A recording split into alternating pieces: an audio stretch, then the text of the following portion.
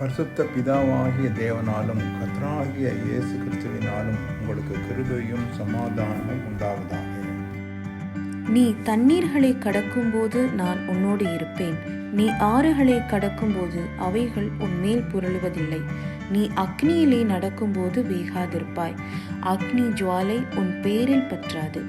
ஏசாயா 43:2.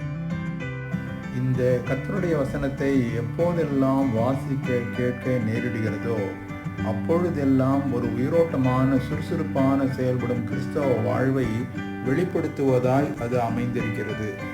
கிறிஸ்தவ வாழ்வு என்பது ஆண்டவரிடம் அமர்ந்திருப்பது, காத்திருப்பது.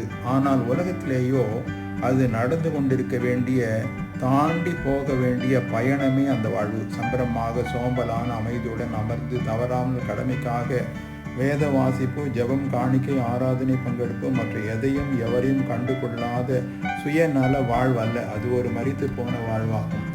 அது தண்ணீர்களின் வழியாக போக வேண்டிய வாழ்வு, ஆறுகளை கடந்து போக வேண்டிய வாழ்வு, அக்னியில் நடக்க வேண்டிய வாழ்வு. ஆனால் இதை ஒரு வாழ்வு என யார் விரும்புவார்கள்? உண்மைதான்.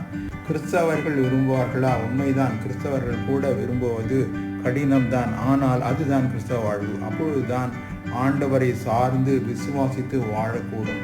இஸ்ரவேலரை சிவந்த சமுத்திரத்தை, யோர்தான் நதியை கடக்க பண்ணினவர், பேதுருவை கொந்தளிக்கும் கடலின் மேல் நடக்க செய்தவர், அனனியா மிஷாவில் அசரியாவை அக்னியிலே அதன் வாசனை கூட படாமல் காத்தவர் நம் வசனத்தினாலே இன்று நமக்கும் வாக்குத்தத்தம் அளிக்கிறார்.